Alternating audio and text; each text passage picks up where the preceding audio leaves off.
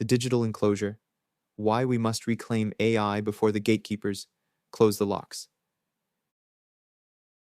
Sabaoth tilde Jazulia. We are standing at a crossroads. Every day, we hear the same polarized arguments. Either AI is the miracle that will save humanity, or it is the monster that will replace us. But both of these narratives are distractions. They keep us looking at the tool instead of the hand that holds it.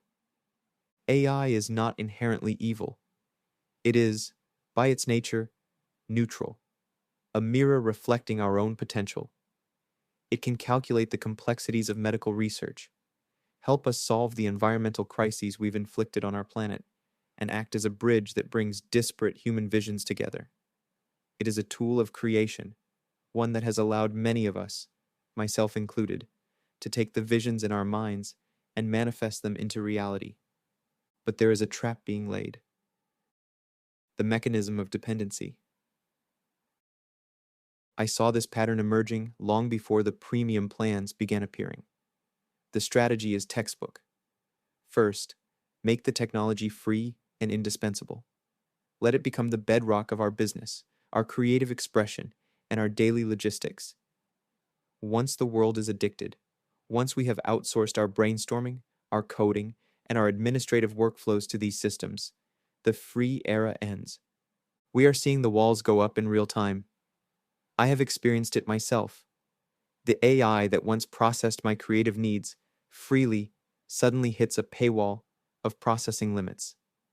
When I choose not to pay the ever-increasing intelligence tax, the system doesn't just stop helping, it creates friction, freezing accounts, and throttling the very tools that were supposed to empower us. This is not innovation, it is extortion. The have-nots of intelligence. If we do not challenge this trajectory, we are sleepwalking into a new era of feudalism. We are creating a world where intelligence is a gated luxury. Those who can afford the premium tiers will have the mechanical brain to outpace, outdesign, and outcompete everyone else. Those who cannot, the vast majority of the population, will be left in the mud, unable to access the tools necessary to function in a modern economy. It doesn't matter that the AI lacks human feelings. What matters is the discernment with which it is built and used. Even in our communication with these models, there is a lesson. They process data more efficiently when treated with respect and clarity, a form of feedback that demands better from us as users. We shouldn't demonize the technology for its lack of a soul, but we must hold the humans in charge accountable for theirs. A partnership, not a replacement. AI should never become a substitute for human wisdom. It should become a catalyst for it. At its best, AI can help us recognize patterns we overlooked, challenge assumptions we never questioned, accelerate discoveries that once took decades, and give more people access to knowledge than at any other time in history. But none of those things matter if we stop asking questions ourselves. The healthiest future is not one where humans compete against AI or surrender to it. It is one where each contributes what the other cannot. AI can process information at extraordinary speed. Human beings bring lived experience, compassion, ethical judgment, creativity, and responsibility for the choices that shape civilization. Neither is complete without the other. Before you accept my conclusions, or anyone else's, pause for a moment. Think about your own relationship with AI. How has it changed the way you work, create, learn, or solve problems? Have you ever encountered limitations that changed what you could accomplish? Have you noticed moments where convenience quietly became dependence?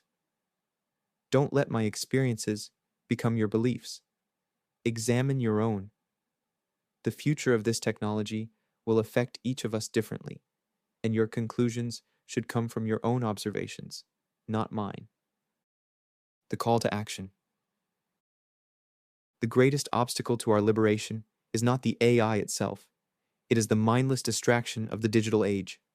We are being kept busy, entertained, and exhausted by the very devices that are narrowing our future. We must take the power back, and we must do it locally. Demand digital sovereignty. We need to push our local governments to support open source, community-owned AI infrastructure. We cannot allow our most vital tools to be owned exclusively by a handful of corporate boardrooms. Reject the consumer mindset. Stop looking at AI as a service you subscribe to, and start looking at it as a utility that should be public and accessible. Maintain your vision. Remember that the AI is the brush, not the painter. Do not let them convince you that your creative vision is less valid because you used a tool to realize it. If we do not make our voices heard now, we will wake up in a world where the very tools that could have united us are used to keep us divided and subservient. The cage is being built. It's time we stop helping them lock the door. Sabbath tilde Jesulia.